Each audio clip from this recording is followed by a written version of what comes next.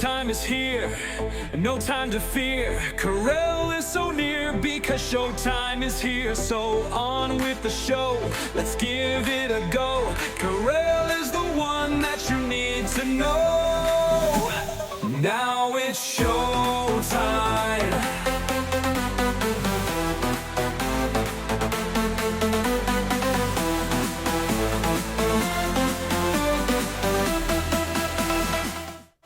It is time the Democrats learn you must shut down DHS and ICE or we're going to abandon you.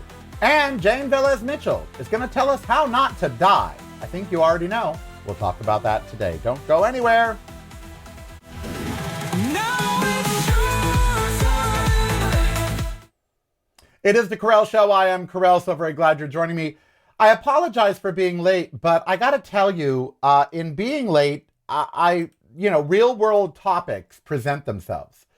Now, I wish I was one of those human beings that could see someone in trouble and just pass by, just not care. But I'm not.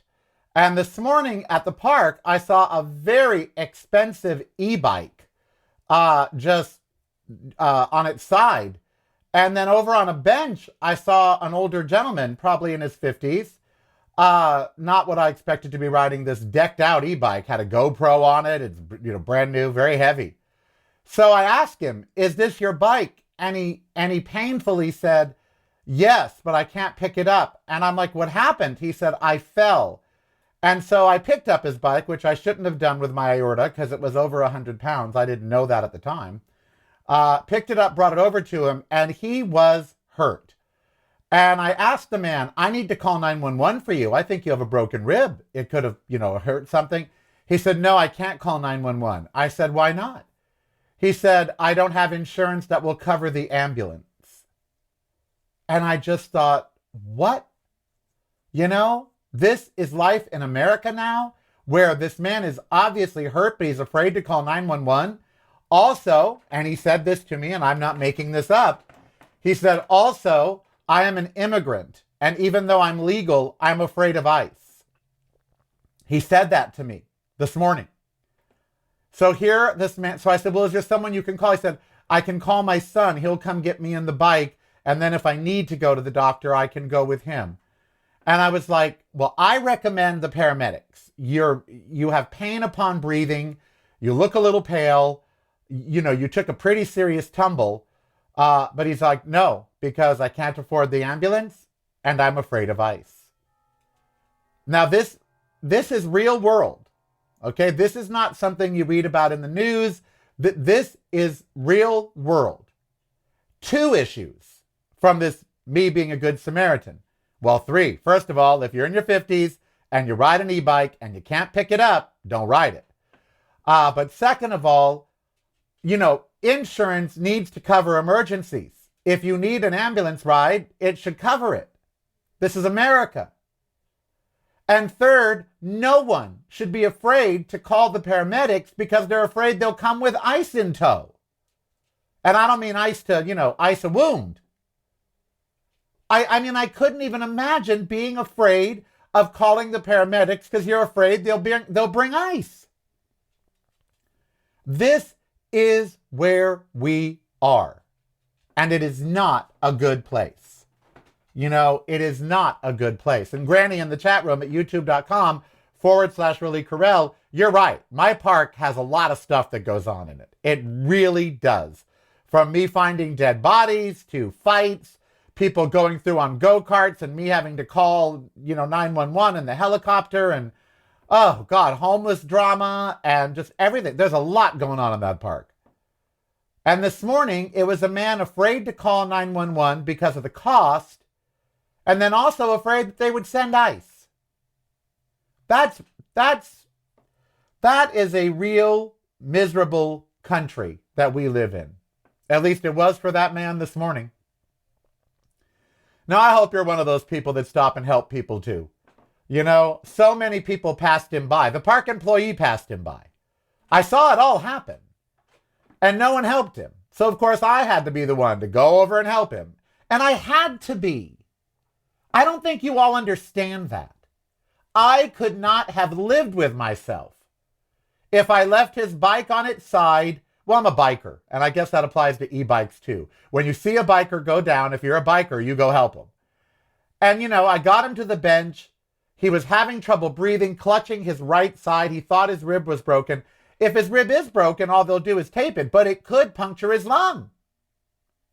That was a job for 911, and he was afraid to call because of money and because of ICE. So when we come back, we got to talk about what the Democrats need to do tomorrow and what they don't need to do tomorrow. All right? It is the Karel Show. Thank you, patrons. I love each and every one of you. Randy Radar, you know who you are. James, Rachel, all of you. Sue Yeager, all of you. All of my patrons. I love you so much. You can be one too at patreon.com. If you're not visiting reallykarel.com daily, you're missing out. Get the podcast, videos, and the blog, including recipes at reallykarel.com. That's really KAREL.com. Showtime is here, no time to fear. Karel is so near because showtime is here. So on with the show, let's give it a go. Karel is the one that you need to know. All right, coming up later, media superstar Jane Velez-Mitchell will be here with us to talk about UnChainedTV and How Not to Die. Not to mention, she has offered me a show on UnChainedTV, but there's no pay. So I don't know how I would finance that, but we'll work it out since that is a passion of mine, being a vegetarian or vegan. So Congress has the ability to not fund the DHS and ICE, but it would shut down the government. Now, a friend of mine who is who is a prison guard, and we became friends when he booked me into his prison to speak. And then somehow we just kind of became friends, you ever meet somebody and you just all of a sudden you click with them. We became friends. If he was gay, I'd date him. That's how much we click. But he is a prison guard and he won't be paid if the government shuts down. And you know what? He's fine with it. So the Senate has failed to pass a funding bill after Democrats refused to back DHS funding. Now, a few Republicans put forth a bill that took the DHS funding out, left it separate, and then funded everything else. That's what needs to happen. And Democrats need to make that clear, that they will vote for a bill that removes DHS and ICE funding, approve all the other stuff, and then battle it out. Just like the Republicans did this last time around when they said, well, go ahead and vote to open the government and we'll have a meeting later about healthcare premiums. Same thing. They need to say, all right, we will remove DHS funding from this package, then put the other package through so the government doesn't shut down, and then we'll work on DHS and ICE. Now, if the Democrats bail, if they cave in and give the Republicans the funding for DHS and ICE, I swear to Christ, they're going to lose. They're making a big deal that 11 days before the incidents, Alex Preddy had an altercation with ICE. He kicked a taillight. They don't mention that they were pepper spraying and gassing his neighbor and dragging his neighbor out to this unmarked car. They don't mention that. They just mention, oh, well, look, and now MAGA has latched onto it. First of all, it was 11 days prior to his assassination. So what you're saying is it was a targeted attack, if you're going with that logic. But MAGA is so stupid. They're sitting here defending an administration that's saying you don't have a Second Amendment right to carry a gun to a protest, when you do. They are defending things that if Democrats were doing it, they'd be screaming, they're coming for our guns, they're blah, blah. They'd be showing up at protest with weapons. But instead, they're backing. Now, let's be clear. Kristi Noem must be fired or impeached, and there must be no funding for DHS or ICE. And if there is, the Democrats are going to lose more votes than they're going to gain. And I hope they understand this. I hope they get it through their little Democratic minds. that we are tired of leaders that don't lead. We are tired of leaders who lie down to the Republicans and to MAGA. We're tired of it. Stand the fuck up. Stop talking about dictators and authoritarianism and how powerless you are and actually fucking do something. Otherwise, we might as well just throw the towel in on the country. You know? Yes, that would be premeditated murder. I agree, Phineas. They're making a case that the agents who are now on leave, not fucking arrested and being tried for murder, but on paid leave. I would love a job where I could kill another human being unprovoked and just get paid leave. In radio, if I said fuck one time on air, like fuck Joe the fucking plumber, I hope Joe the fucking plumber drops dead. Remember all the controversy when I said that? Do you all remember how it was international news? Fox News every night debated whether I should be arrested for a death threat. Bill O'Reilly, on his show, had Michelle Malkin sit there and debate whether I should be fired for a death threat over fuck Joe the motherfucking plumber, I hope Joe the plumber drops dead. Now they are defending people who have shot let's not forget Renee Good. Alex Preddy isn't the only victim. Let's not forget the lesbian. Shot 3 times in the face in front of her wife and her dog. And now Alex Preddy. These are murders. And they get leave. Or to stay on the job. I say fuck Joe the plumber, I hope he drops dead, and every conservative outlet that there was came after me before the fucking show was even over. I said that at a break at 9:05. And before 10 p.m. that night, it was all over the news. Liberal talk show host issues death threat against Joe the plumber. Who did drop dead, by the way. I didn't do it. It was years later, but he dropped dead. And I didn't do it. Wasn't me. Think about how pale that is by comparison now. Think about the things in my life I've gotten in major trouble over. Playing Ding Dong, the Witch is Dead the day Ronald Reagan died.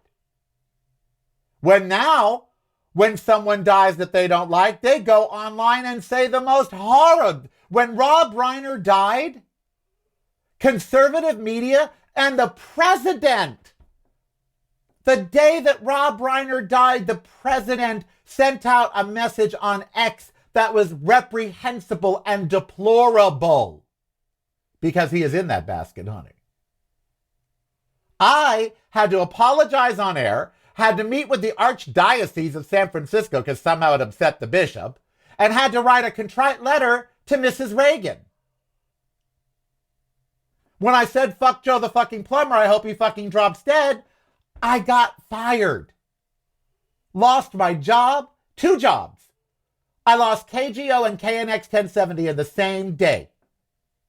In the same day, both my radio gigs. The one in LA where I was the entertainment critic and the one in San Francisco. I was toxic in radio. Nobody would touch me. Think about that now. Think about the egregious things that people say and how nowadays me saying that would be nothing. Would be nothing.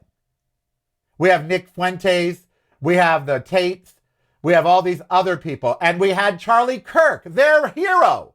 Charlie Kirk said he would like to watch a public assassination. He said that. Can you imagine? I have paid dearly in my lifetime for mistakes that if now are nothing. They're nothing. You know? How many death threats do I get or have I gotten? I cannot count. I can't count. I got one 2 days ago. I've gotten death threats since 1996, since we went on radio. I got a letter when I was on KGL that had a picture of my house in it on 7th Street and said, first I'm going to tie your dogs in plastic bags and watch, so you have to watch them suffocate. And then I'm going to set you on fire, tied to a chair in the middle of your house. And they had photos of my house and my yard and my dogs.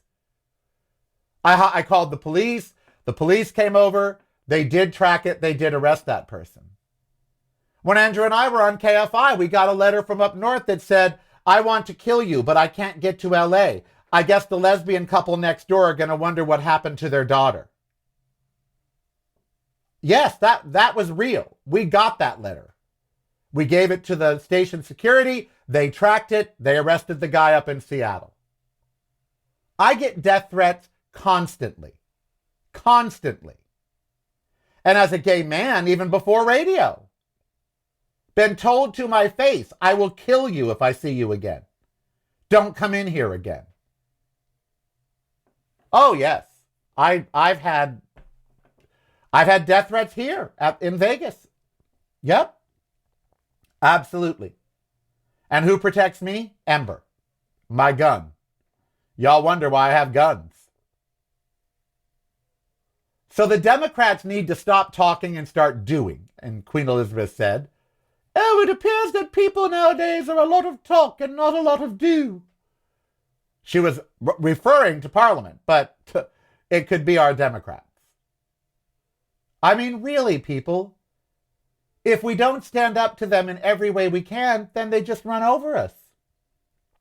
They just run over us. And so we need the Democrats to stand fast. We need them, to stop this insanity any way they can. And if that means shutting down the government, if that means, that some people will have to suffer, well, then it's Republicans making them suffer, not Democrats. And Democrats need to get that message out there. Democrats need to say, we are willing to vote for a funding package that does not include DHS and ICE. Send a package to the floor for the rest of the government. We will fund that. Take out DHS and ICE funding, and we need to talk about that. But the others, we will fund. Because it's not just that. They sneak stuff in these bills. They are sneaking stuff in the DHS funding bill. Stuff that we don't like. And so the Democrats need to be very clear. We do not want to shut down the government. We'd be happy to vote for a bill that does not include DHS and ICE. But they won't get that message out there. They're not very good at messaging. They're just not. And so here we have it. Now they're trying to blame Alex Preddy because he 11 days earlier, he had a run-in with ICE. I look at that and say, oh, then it seems premeditated by ICE to me. And any thinking person would see it that way, but the president's not a thinking person. Kristi Noem is not a thinking person, and their followers are not thinking people. So the narrative runs, oh, see, he was anti-ICE, he was violent, he was... No. And so what if he was? If a week after January 6th, some of the most violent protesters had been shot in the face by Capitol Police, how do you think MAGA would have been reacting? Any clues? Any idea? Because I know.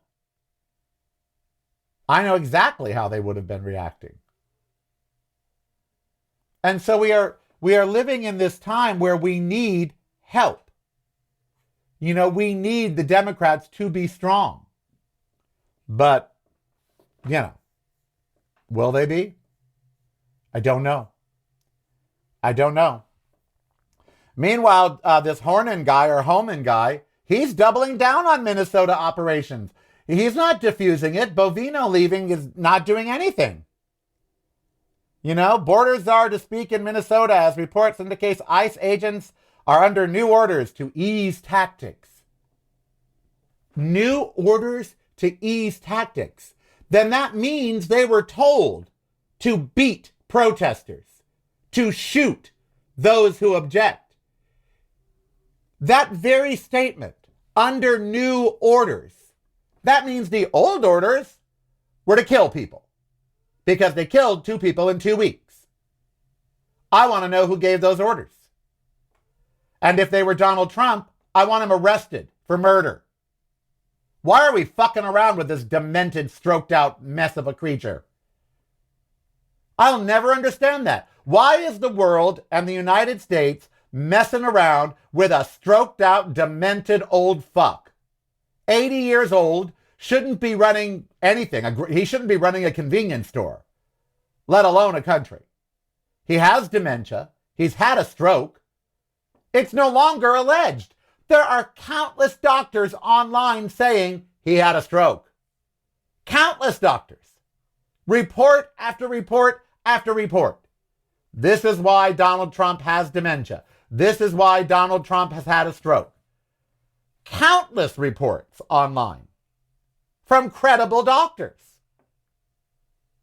So why do we keep tiptoeing around the fact that the president has dementia and probably had a stroke? Why do we act like, well, maybe? Have you heard him speak? Have you seen his cankles?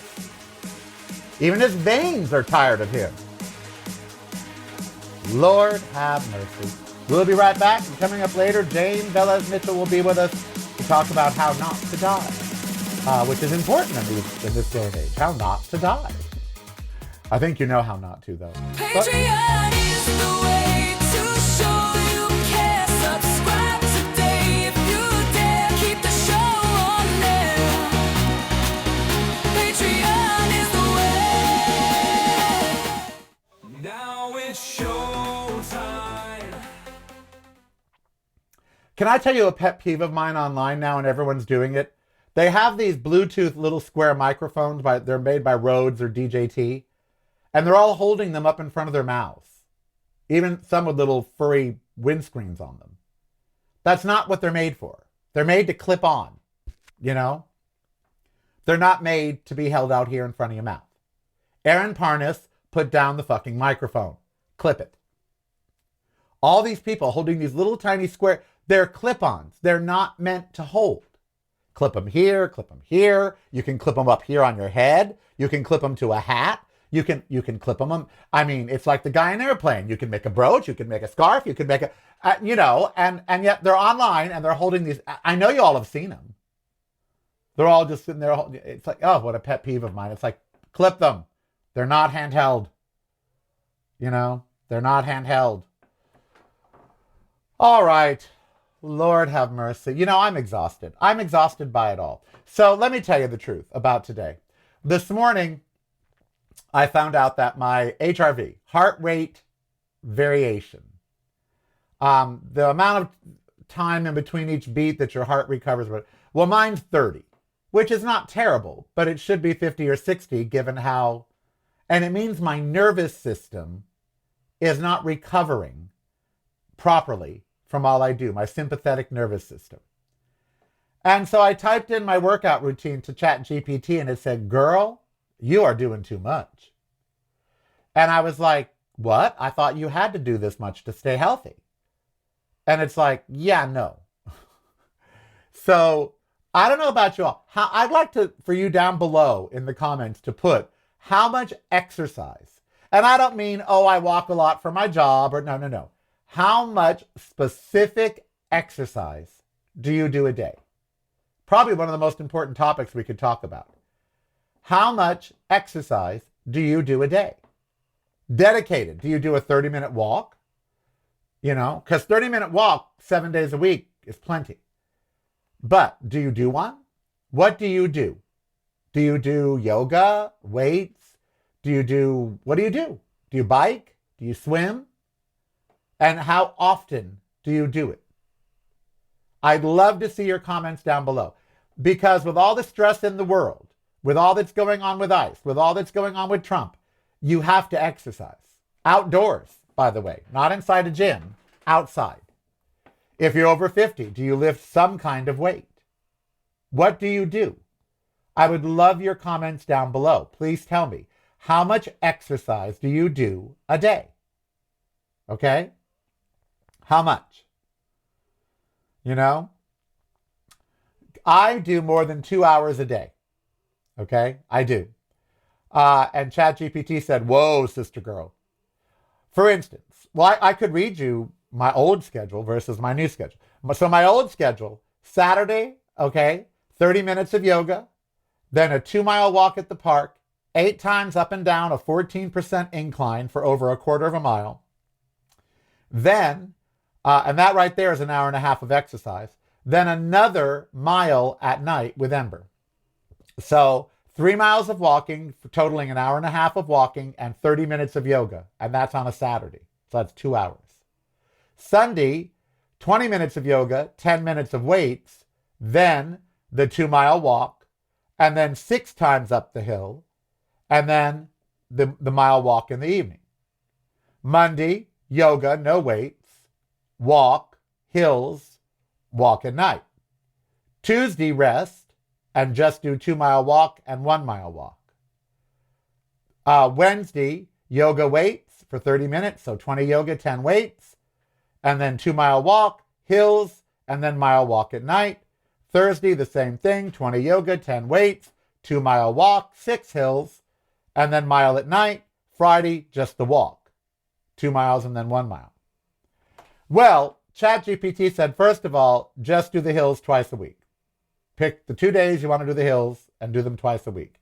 You're not giving your system enough time to recover. Second of all, you can do yoga and weights just 3 days a week. You don't have to do them 5 days a week because you're walking 7 days a week. So 7 days a week, I'm doing an hour and a half to 2 hours of walking. So it said, you know what? You're doing too much. So I am going to change it now. And I have my new schedule. I could read it to you. Do we have time? Because this is important. I want to see what you have down below. I want to read your down below. I want you to tell me what you do. It's very important exercise. So tell me what it is that you do. All right. So now my new schedule will be Saturday, 30 minutes of yoga, then 10 minutes of weights with 30, including 30 push-ups on my knees, 1 hour walk with Ember, including the hills, and then a 1 hour walk in the afternoon. Sunday, 1 hour walk with Ember, no hills, 60-minute afternoon walk, no yoga. No yoga, no nothing. Monday, 30 minutes of yoga, 10 minutes of weights, 1 hour walk, and then 60-minute afternoon walk. Oh no, I got to change that. It's a 30-minute afternoon walk on days that I do all of that stuff. So anyway, as you see, I'm changing it up. See, I got to refine it myself. I gotta, refine it. Because I was doing too much. I wasn't giving my system enough time to recover. So now I need to. Sibylle, every day, 1.5 to 2 hours a day of what? What are you doing? A half hour a day of outdoor woohoo, but unfortunately that's seasonal in Oregon. Yeah. So yeah, I'm glad to see that you're all early. Walking is the best, by the way. Weights, yoga, that's all great, but walking, the best. If you can get at least an hour a day, Sibylle does running, hiking, and weightlifting. Good for her. So I'd like to see what you guys do. Put it down below, underneath. I had to adjust mine. It appears I was doing too much. So I don't want to do too much. So now let's see. That means tomorrow. Oh, Friday is my no day. Friday I don't do anything. Friday just a 1.5 mile walk in the morning with no hills and then a 1/2 mile walk at night. That's it. That's Friday. Friday is like the day off. Like off. And then Saturday I hit back in it with 30 minutes of yoga, 10 minutes of weights, 1 hour walk with the dog, 8 times up the hills, and then a 30-minute afternoon walk. Yeah. Yes, Lord. So yeah, that's what I do. What do you do? Leave it down below. In the next half hour, Jane Velez-Mitchell is going to be here to tell us how not to die and tell us all about UnChainedTV. Can't wait for that. Also, we're going to continue to talk about what we can do to help the Democrats do the right thing.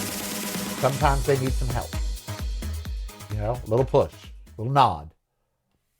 It's broadcasting from a completely different point of view. Yours. Listen daily to the Karel Cast on your favorite streaming service.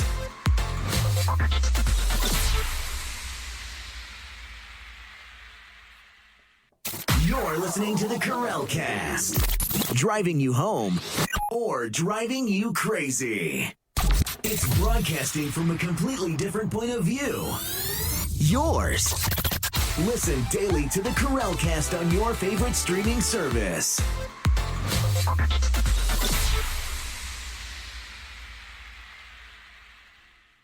You're listening to the Karel Cast. Driving you home or driving you crazy. Now it's your time.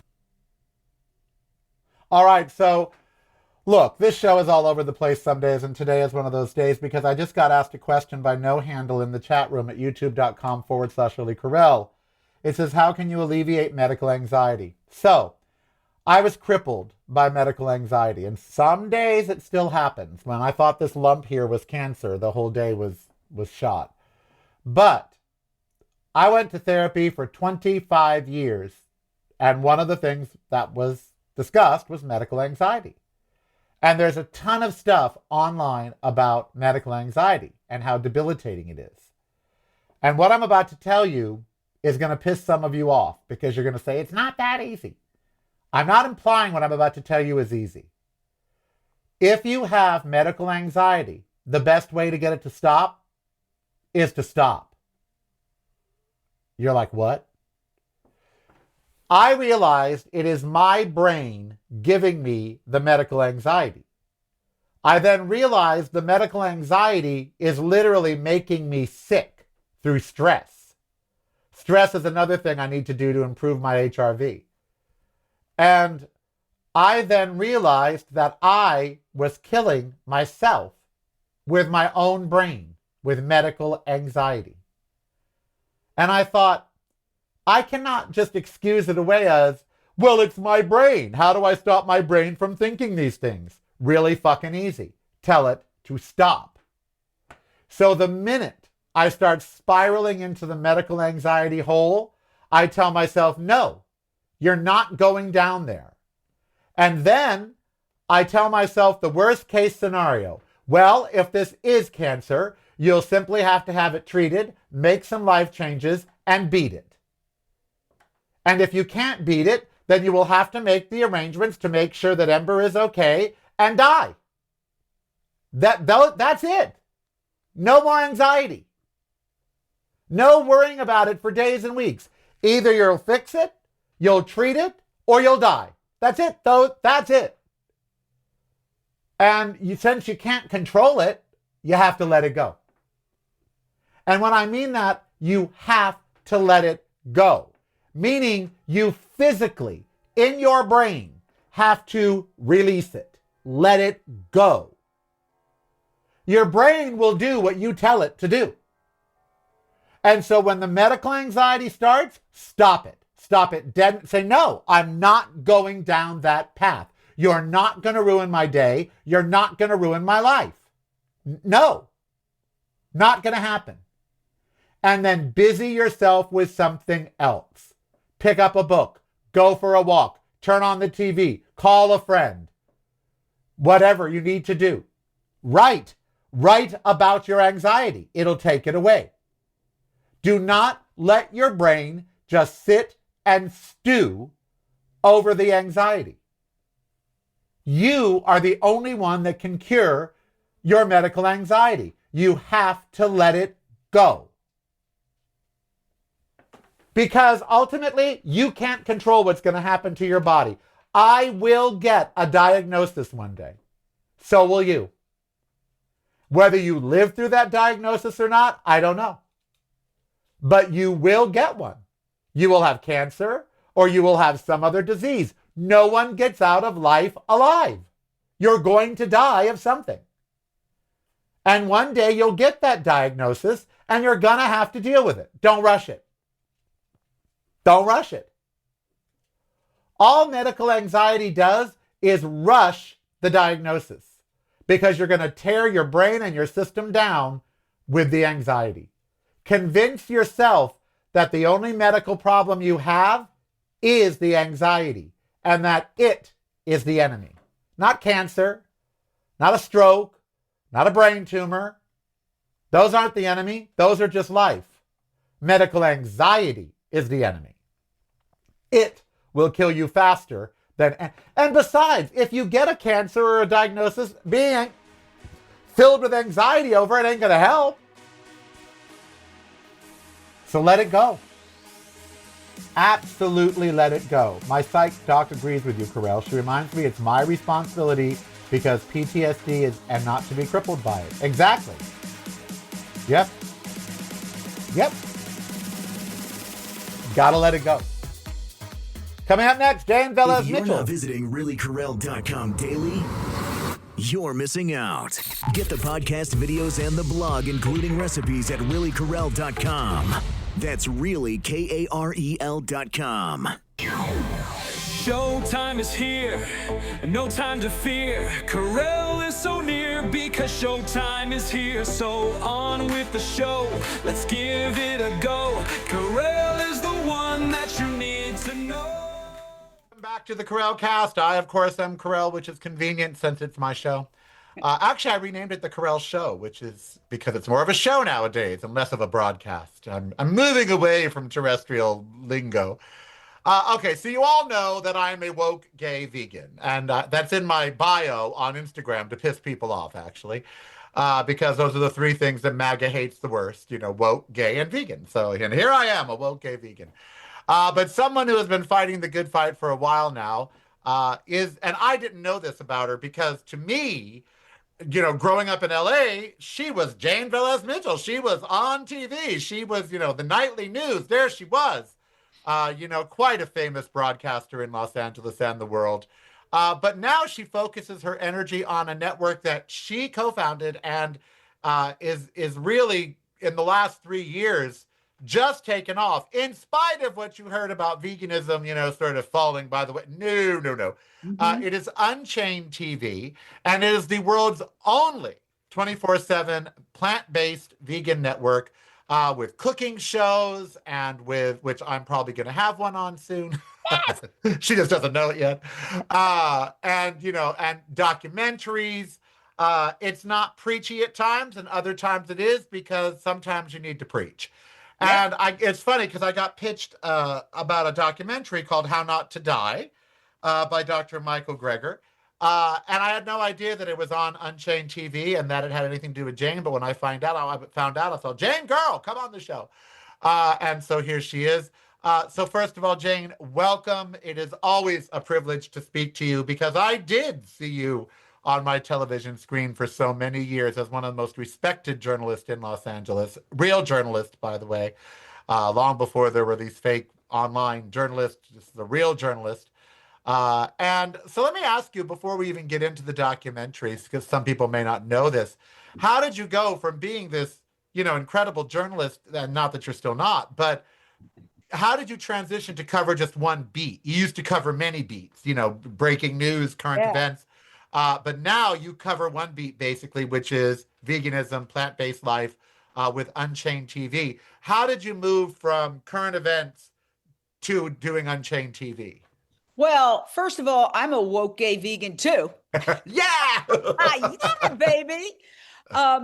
And what happened was that I went vegan and I became an animal rights activist because I started seeing what was happening behind closed doors. And I saw that the mainstream media, which is run by the advertisers, which are Big Meat and Big Pharma, were not covering this. So, and isn't it amazing that Big Meat will lead you right to Big Pharma? Exactly. So you don't see a lot of commercials for broccoli and Brussels sprouts and apples and oranges. So, or exercise equipment. Exactly. So at one point, after many years working at KCAL TV on the Paramount lot in California, that kind of ran its course. 12 years is a good run. And I ended up working at Celebrity Justice, which is the precursor to TMZ. And I was working with Harvey Levin, who was a good friend. We used to go karaokeing together. When he started it, he said, "Hey, would you like to be a reporter on Celebrity Justice?" I said, yes. And people thought I was crazy. They're like, what? I said, life's too short. I want to work with Harvey. And it was the break for my career because I ended up covering the Michael Jackson trial. I was on Larry King Live. I was live every night on HLN, on the Nancy Grace show. So that's how I ended up getting my own show on CNN Headline News. And meanwhile, I had become not just a vegan, but an animal rights activist. So we won a Genesis Award from the Humane Society, because what happened was celebrities who would literally run from our cameras, because we were a tabloid show, cared so much about their animal causes that they would push their publicists aside to talk to us about a pet animal issue that they were concerned about. The biggest example of that was Robert Redford. Robert Redford had sent me one of these mass letters. He was worried about the military sonar impacting the whales. And so every day on Celebrity Justice, we had to be fully dressed, hair perfect, 7 a.m. in Burbank. Okay. And I live at the beach. So you can imagine, with like 3 story ideas. It was a lot of pressure. And then Harvey would say, "Where's the celebrity? Where's the justice?" So I'm driving to work, trying to come up with these 3 stories. And I hear Robert Redford will be helping to inaugurate the new Natural Resources Defense Council green building in Santa Monica this morning. So as soon as I get there, I go, I want to get Robert Redford, because I just got a letter from him about the military sonar and the whales. And so Harvey says, if you can get a one-on-one, you can do the story. You know how hard it is to get a one-on-one with Robert Redford? Just ask Barbara Streisand. I go over there and I say to the guy at the front, I said, "Look, I'm an environmentalist. I'm on your side. Where's he coming in?" And he said, "Around the back." So I go around the back. I'm literally behind a dumpster. My videographer it was a remote camera, is on another dumpster. And there comes Robert Redford in a red Thunderbird, looking every bit the movie star, a red Thunderbird convertible. And he gets out, and I jump out from behind the dumpster and I go, "Mr. Redford, I got your letter about the whales." And he just looks at me and goes in the building. I thought, oh, vey. So then there's a news conference at the top of the building with all the top Hollywood people, the heads of the studios. It was huge. He's such a nice guy. He walks up to me and he says, "Young lady," at the time I was a young lady, he goes, "I'll answer your question after the news conference." Now that's a nice person. I mean, wow. And by all accounts, everyone that encountered him was, and he was a huge animal rights activist. Yes. Which, living here in Vegas, I do this Vegan in Vegas thing. And one thing that has really surprised me is the amount of pop stars that come through our city that are actually vegan. When Billie Eilish came here, she made, in the new arena over here that we have, Allegiant Stadium, which looks like a giant Roomba that should sweep the strip at night. She made all of the vendors sell only plant-based goods. All of them, like hot dogs, burgers, it all had to be plant-based. Yes. Usher, there's been so many. Donny Osmond, who has a residency here as a vegan. There's a restaurant over here that has, I didn't know that. Yes, Donnie's a vegan, absolutely. Yeah, oh my he God. Sure is. Well, let me segue to Unchained TV, which is behind me. I just want to say that we just did a series about the incredible vegan restaurants in Las Vegas. So Tarantino's, incredible vegan Italian restaurant. And the list goes on and on. So you can watch that on Unchained TV. We have more than 2,000 videos. We have award-winning cooking shows. We have reality shows. We did the first reality show starring pigs called Pig Little Lies. You will love it. It's on Unchained TV. So the great thing about Unchained TV is, look, you can get it right on your phone also. Yes. It's on any TV with streaming devices like the TV behind me. It's embedded into Samsung and LGs. And it's, if you have an Amazon Fire Stick, just put in, and you can also download it on your phone. And It's just an app. There's 2,000 videos, life-changing for those people who say, for example, "Oh, I could never give up cheese." We have like hundreds of vegan cheese recipes. Well, they haven't met Miyoko if they can never give up cheese. And by the way, for Italian, Tarantino's is great, but I will tell you this. Ferraro's, which is a non-vegan restaurant, has a full vegan menu. And their Italian food at Ferraro's, the vegan options that they have, it's on a full separate menu. I can't even tell you. Just so incredible. And then, of course, if I had $1 million, Chef Kenny would be in every frozen food section in America with his dim sum. Vegas we profiled Chef Kenny too. Yes. Incredible. He's a great guy. So, and this documentary, How Not to Die, we're going to get to, but I'm going to keep you for a couple segments because, before we came on, you said the world's going to hell in a handbasket, and we both know that it is. And one of the biggest horrors to me hasn't just been Greenland and hasn't been everything every day that the orange sex offender in chief does. It's RFK Jr. And more than the vaccines and everything, the notion that he took the food pyramid and turned it into exactly what you should not eat and what the planet does not want you to eat. And if you were to follow the food pyramid with its meat and dairy and all of that, and here in Vegas, they just opened a restaurant that celebrates red meat. And I'm like, we're getting this so wrong. And to have RFK Jr., promoting beef tallow and promoting more fat and lard and manteca and this and that and the other thing, he's getting it so wrong, and America is buying it. And I wanted to ask you, there is a vegan backlash right now because of Donald Trump. He says it's woke if you're a vegan. It's, you're woke or whatever it might be. How do we navigate these waters when what we're doing is right, what we're doing is the best for the planet, the best for our bodies, but we have people like RFK Jr. and Donald Trump fighting us on it? Well, first, we did an article, because we also do written articles, that says, Earth to RFK Jr., fix this, pointing at his new food pyramid. Americans already consume more meat than any other place on the planet. And what do we have to show for it? 3/4 of Americans are overweight or obese. Heart attacks, the leading killer. What does that come from generally? It comes from your arteries getting clogged with plaque, which is if you want to know all about this, watch How Not to Die on UnChained TV. Plaque comes from cholesterol. Cholesterol only exists in animal products. Go up and down the supermarket aisle.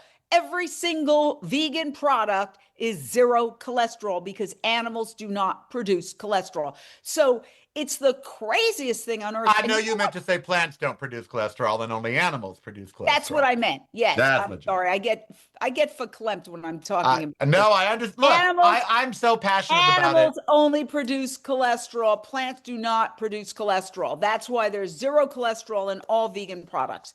And by the way, let me just interject here. Plants produce protein, not animals. Not one animal on the planet produces protein. It eats the protein from the plant, and then you're eating the middleman. Yes. All vegans do is cut out the middleman. Just like fish oil. Fish get the nutrients in fish oil from algae. They eat the algae and they store that oil, and then you get the fish oil. I take algae oil. I go to the source. I cut out the fish. So the notion that you can't get enough protein if you're a plant-based eater is just insulting, because you can.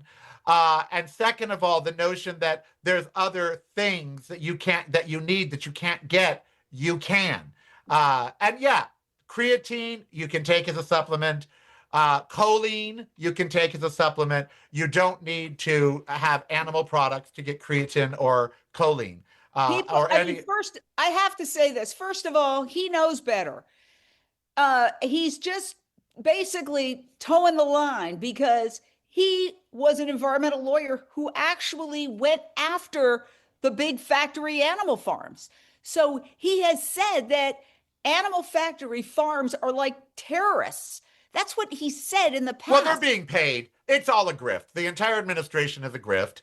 And I'm sure that the meat and dairy industry is lining the pockets of somebody in the administration to get them to be on a pro-meat and dairy agenda, because it belies science. It just, there's nothing rooted in fact in what they're saying. And as I said, I went vegan for the save one animal first, this animal. And then I realized how many other animals I'm saving. And then I saw that 44% of greenhouse gases are our diet, not our cars, not fossil fuel. 44% is our diet. And that if you are serious about helping the planet and you don't, and look, as I tell my listeners and my viewers, you don't have to go fully plant-based. 80-20 is the ratio. You must eat 80% less meat, which I'm basically gonna argue with you. Well, I mean, it's a nice transition. If you can Yes. just get down to one meat or dairy meal a week, just one, then you're going to help the planet. Yes, I agree that it can happen quickly or it can happen slowly, but we globally we're only eating 15% of our total diet as meat. Right. So if we have to reduce that 15% down to zero, sure, Americans are eating far more than that, but globally it's just 15% of our total. So people who eat meat also eat bread, they also eat other things. So I Well, would say and globally, the goal is the to get it to access, zero. globally, the access to meat, is one of the big issues. We're going to talk more with Jane Velez-Mitchell, the leader at UnChained TV, which you can download to your phone, your iPad, your television, and have all kinds of incredible plant-based cooking, documentaries, articles. Don't go anywhere. We'll be right back. Welcome back to the Karel House.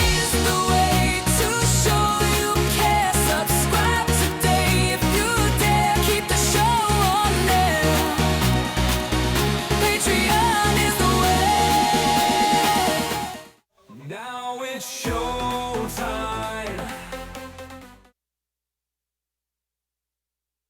Are back, your favorite woke gay vegan in Vegas, and another woke gay vegan in Los Angeles, Jane Velez-Mitchell, who was on KCAL Channel 9, and then she went on to Celebrity Justice, and now she is at UnChained TV. She's also a proud member of Gallica, as am I, the Gay and Lesbian Entertainment Critics Association.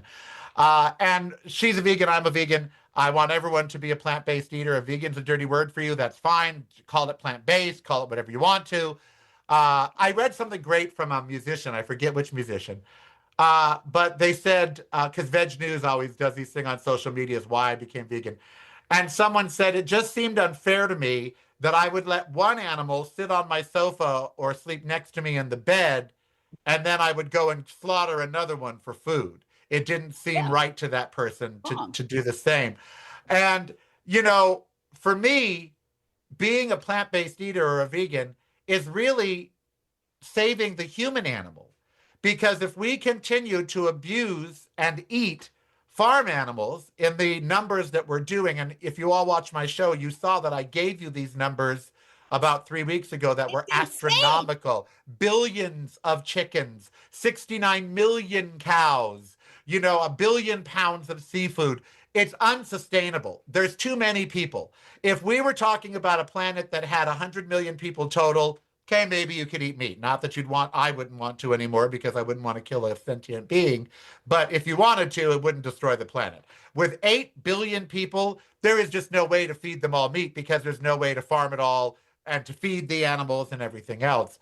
So Jane, how do we, and this will be a two-part question because this segment's a short segment, how do we turn the dialogue around? In other words, we've got RFK out there promoting meat and dairy. We've got Trump posting about steak and this, that, and the other thing. You've got restaurants opening here in Las Vegas celebrating red meat. How do we turn this dialogue around to make people understand that it's in their best interest, not just the best interest of the animals, but that it's in their best interest to become a plant-based eater? How do we get them to realize that this is really about their health and the health of the planet? First of all, veganism is growing like crazy. So don't buy the lie that it's cooked and it's over.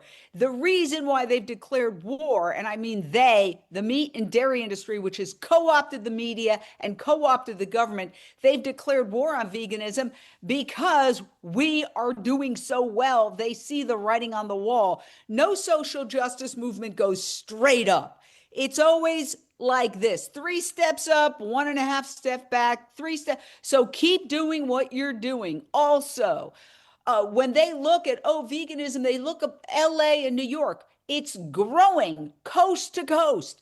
We just did a segment about the Kentucky Veg Fest, absolutely huge. The Michigan Veg Fest, absolutely huge.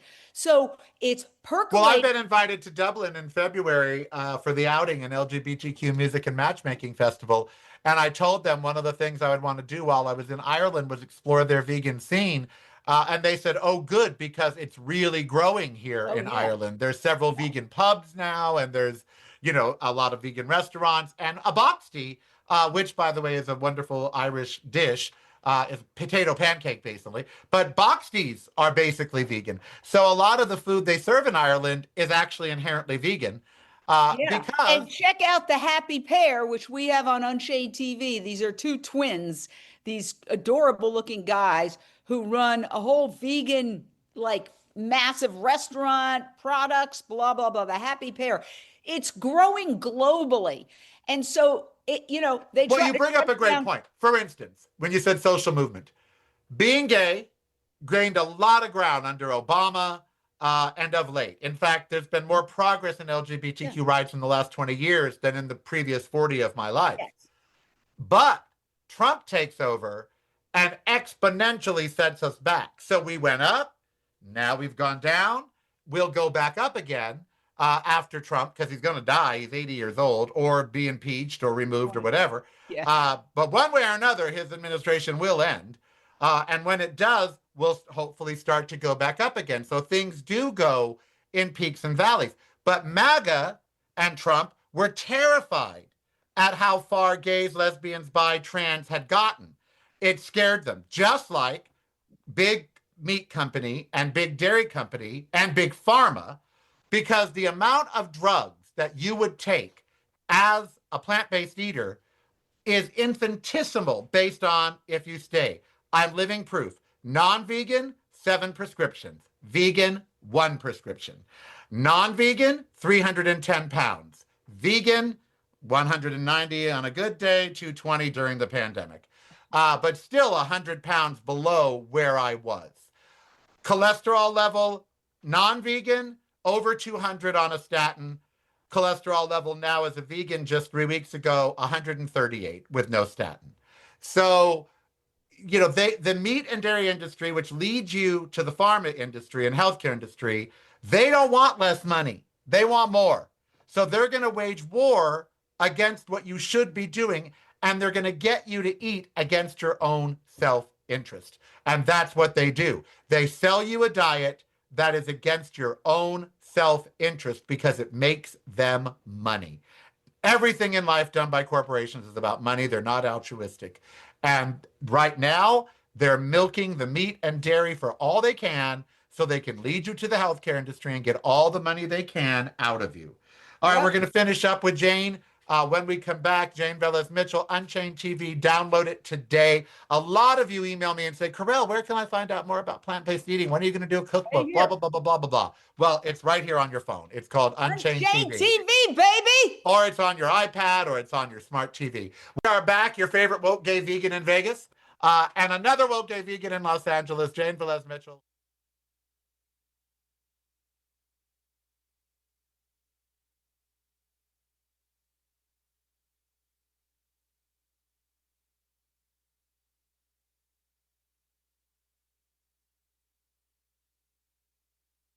Something's happened. There we go. Sorry about that. The two most important things you can do is diet, exercise. We talked about both today. I thank Jane Velez-Mitchell, and I thank you all for joining me. Have a safe and sane weekend. I look forward to being here with you on Monday. Hopefully by then the government will be shut down, or they will have removed DHS from the funding and kept the government open, but not voted to authorize more money through DHS. We can hope. I am Karel. You be who you want to be, so I don't hurt anybody. Stay safe. Crazy world in which we live in. Leave your comments down below. What exercise do you do every day? I'd very much like to read about it. Leave those comments down below about that and anything else. We'll see you on Monday. Have a very safe and sane weekend. Love a dog or a cat or a goldfish. It's broadcasting from a completely different point of view. Yours. Listen daily to the Karel Cast on your favorite streaming service.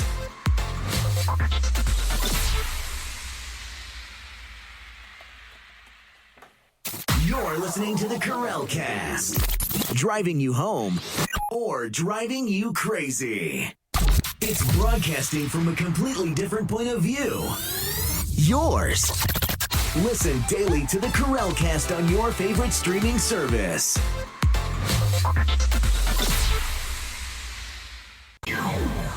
Showtime is here.